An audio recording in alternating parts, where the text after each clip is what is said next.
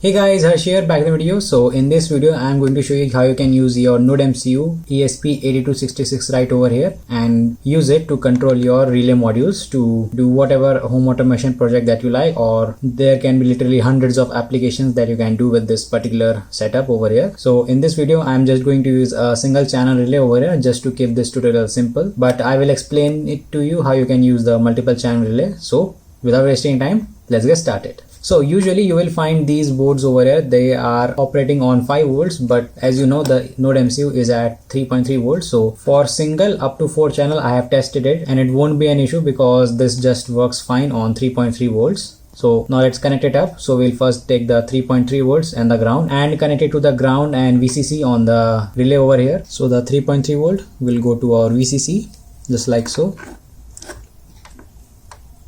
right over here. Then we will take our ground, which is right over here, and connect it to the ground on the relay just like so.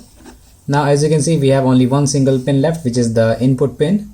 So you can use another wire and connect it to any of the GPIO pins that you like. I am going to use the GPIO pin number 4 over here, but you have to make sure that you use the pin out version, not the digits that are printed onto the board over here. So GPIO pin number 4 is D2, so I will just connect it over here as well, just like so. Now if you have more channels on your relay, such as this dual channel relay over here, you can see it has 4 pins, ground and VCC remains the same, and then we have 2 individual inputs for our first relay and our second relay. So you can use accordingly which pin you like to connect it to your board, and it is just a pretty simple process to do so. So now that it is connected up, let's go head over to a computer and program it. So here is the code that we are going to use for this particular example, and if this is your first time using the Arduino IDE to upload to your NodeMCU, then you need to make sure that the IDE can actually upload the code to the board. So for that, what you need to do is just go to the file section and then click on preferences, and here you can see we have an option for the additional boards manager URL. Here you have to paste this link over here. I will give it in the description box below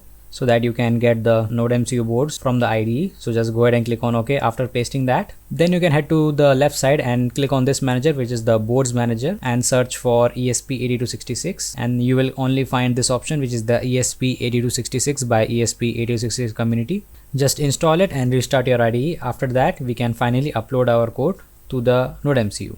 Now as you can see we don't need to use any of the libraries to run this code, so it is a pretty easy process. First we define a relay pin variable, which is pin number 4. As you can see right over here, you can change it to obviously any of the pins that you like, and by mentioning it at the top you can easily change that if you want to. Otherwise, if I were to put it right over here, let's say, then you will need to change all the values in all these 3 sections, but if I have it over here, then I can just use a single operation to change it.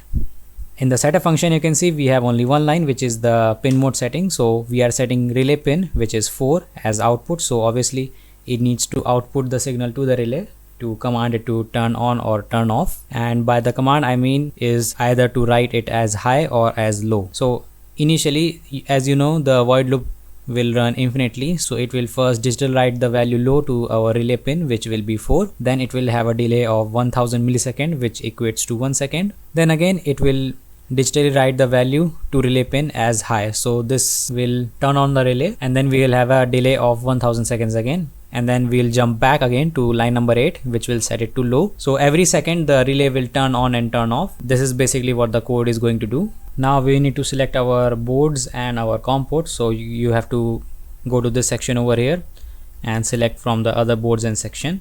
As you can see I have only one serial port showing up, which is COM port number 5, so I'll just select that. And then in the board section you have to type in NodeMCU. As I have worked with this particular ESP module before, I know that this is my particular version, which is the NodeMCU 1.0 ESP12E module. Obviously if it's not working, then yours probably might be the 0.9 version, so select accordingly. I will just select this one over here and then click on OK. Then you can see it is now in bold characters, so that means now it is selected.